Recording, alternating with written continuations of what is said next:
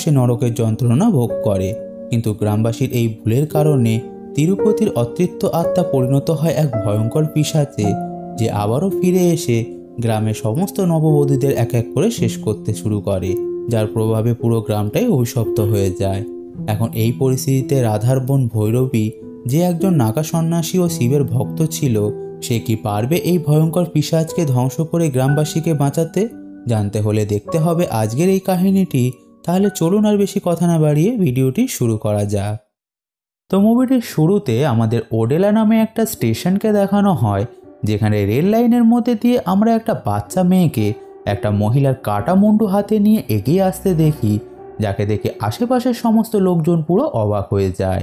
এরপর মেয়েটা সেই কাটা মুন্ডু হাতে পুলিশ স্টেশনে চলে যায়, যাকে দেখে সেখানকার সমস্ত লোকজন এমনকি থানার এসআই পর্যন্ত হতভম্ব হয়ে যায়। এরপর মেয়েটা সেই কাটা মুন্ডুটাকে এসআই এর টেবিলের উপরে রাখে, যেটা দেখে পাশেই দাঁড়িয়ে থাকা একটা লেডি কনস্টেবল বলে, 6 মাস আগেই তো তিরুপতি নামের লোকটার কাটা মুন্ডু পাওয়া গিয়েছিল, এখন আবার এটা কোথা থেকে আসলো? যেটা বলার সাথে সাথে দৃশ্য পরিবর্তন হয়ে আমাদের কিছুদিন আগের ঘটনাকে দেখানো হয়, যেখানে আমরা একটা মৃতদেহ অ্যাম্বুলেন্সের মাধ্যমে মর্গে আসতে দেখি, যেটার মুন্ডুটা যেহেতু কাটা ছিল, তাই মুন্ডুটাকে দেহের সঙ্গে জুড়তে আসা ডক্টর যখন তার সহকর্মী রমেশকে জিজ্ঞাসা করে এই দেহটা কার আর এর এমন অবস্থা কে করলো, তখনই আমাদেরকে একটা ফ্ল্যাশব্যাক দেখিয়ে জানানো হয় লোকটার নাম আসলে তিরুপতি, যে ওডেলা নামে একটা গ্রামের বাসিন্দা। কিন্তু লোকটার চরিত্র যেহেতু খুবই খারাপ ছিল, যে গ্রামের কোনো বাড়িতে বিয়ে হলে সেখানকার নববধূকে অপহরণ করে তার ধর্ষণ করে তাকে শেষ করে দিত, যাকে পুলিশ পর্যন্ত ধরতে পারছিল না। কিন্তু হঠাৎ একদিন তিরুপতির স্ত্রী বিষয়টা জানতে পেরে যায়, যে এই পাপটাকে আটকাতে তিরুপতির গলা কেটে ধর থেকে আলাদা করে দেয়, যেটার পর সে তার স্বামীর কাটা মুন্ডুটা হাতে নিয়ে থানায় গিয়ে আত্মসমর্পণ করে দেয়। এখন এই সব শোনার পর ডক্টর বলে এই ধরনের জঘন্য মানুষের সঙ্গে এমনই হওয়া উচিত, যেটা বলে সে তিরুপতির মাথা দেহের সঙ্গে জুড়ে দেয়, যেটার পর আমরা তার সহকর্মীকে তিরুপতির বাড়ির লোকজনকে ডেকে তার মৃতদেহ তাদের হাতে তুলে দিতে দেখি। এরপর তিরুপতির ছোট ভাই ও তার বন্ধু মিলে তিরুপতির মৃতদেহকে গ্রামে ফিরিয়ে নিয়ে আসলে গ্রামের একটাও মানুষ তার শেষ কাজে সাহায্য করতে আসে না, বরং সবাই বাড়ির দরজা বন্ধ করে নেয়। ঠিক তখনই আমরা একটা লোককে গ্রামের সরপঞ্চকে গিয়ে খবরটা জানাতে দেখি, যেটা শুনে গ্রামের সরপঞ্চ ও কিছু গ্রামবাসী মিলে সিদ্ধান্ত করে তারা তিরুপতির দেহ শেষ কাজ করতে দেবে না, যেখানে তারা তাকে এমন শাস্তি দেবে যাতে করে তিরুপতির পাপী আত্মা পুনর্জন্ম নিতে না পারে এবং সে অনন্তকাল পর্যন্ত কষ্ট পেতে থাকে। তাই তারা গ্রামের একটা পুরোহিতকে ডেকে তাকে সেই ব্যবস্থা করতে বললে পুরোহিত তাদের সমাধিদণ্ডের কথা বলে,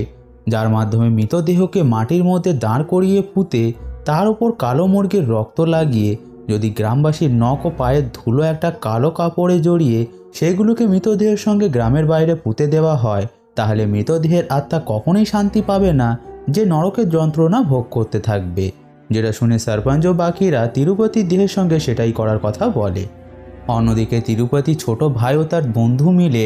একাই তিরুপতির দেহকে দাহর জন্য নিয়ে যেতে লাগে, যেখানে কোনো পরিচিত মানুষই তাদের সাহায্য করতে আসে না, উল্টো একজন তো তাদের দেখে মাটিতে থুতু ফেলে, যেটা দেখে আমরা বুঝতে পারি গ্রামের মানুষেরা তিরুপতির উপর কতটা ক্রুদ্ধ ছিল। ফলে মাঝপথেই গ্রামের সরপঞ্চ ও গ্রামবাসীরা মিলে তাদের বাধা দিয়ে দেয়, যেটাতে তিরুপতির ছোট ভাই সরপঞ্চকে অনেক অনুরোধ করে যাতে করে তারা তার ভাইয়ের শেষ কাজটা করতে দেয়, কিন্তু কোনো মতেই তারা রাজি হয় না এবং গ্রামের শেষ সীমান্তে একটা বুড়ো বটগাছের নিচে তিরুপতির সমাধিদণ্ডের সমস্ত রিচুয়াল করে তাকে মাটি চাপা দিয়ে সেখান থেকে চলে যায়। যেটার পর আমরা সেখানে জোড়ো বাতাস বইতে দেখি, যার পরক্ষণেই তিরুপতির অতৃপ্ত আত্মা বলে ওঠে সে গ্রামবাসী ও সরপঞ্চের থেকে তার প্রতিশোধ অবশ্যই নেবে এবং পুরো গ্রামটাকেই শ্মশানে পরিণত করে দেবে, যেখানে গ্রামবাসীদের দেবী ওডেলাও তাদেরকে রক্ষা করতে পারবে না। এরপর দৃশ্য পরিবর্তন হয়ে আমাদের ওডেলা গ্রাম থেকে বহু ক্রোশ দূর হিমালয় পর্বতের একটা গুহার মধ্যে উপস্থিত একটা সাধু ও তার দুটো শিষ্যকে দেখানো হয়, যেখানে সাধু মহারাজ তার শিষ্যদের জানায় সে এইমাত্র তার দিব্য দৃষ্টির মাধ্যমে দেখতে পেয়েছে এখান থেকে বহু ক্রোশ দূর ওডেলা গ্রাম, যেটা দেবী ওডেলার জন্মস্থান, সেখানে একটা দুষ্টু আত্মা জন্ম নিয়েছে গ্রামটাকে ধ্বংস করে দেওয়ার জন্য, যে সঠিক সময়ের অপেক্ষা করছে। কথাটা শুনে সাধু মহারাজের শিষ্যরা তাকে জিজ্ঞাসা করে এই ভয়ঙ্কর বিপদ থেকে গ্রামবাসীকে কে বাঁচাবে। উত্তরে সাধু মহারাজ জানায় শয়তান জন্ম নিলে তাকে বিনাশ করার জন্য ঈশ্বরও কোনো না কোনো রূপে অবতার নেন, তাই চিন্তা করো না, তিনিই এর একটা বিহিত নিশ্চিত করবেন। যার সাথে সাথেই আমাদেরকে কাশীর একটা সিন দেখানো হয়, যেখানে আমরা একটা সন্ন্যাসিনীকে দেখতে পাই, যেটা আর কেউ নয়, সেই ঈশ্বরের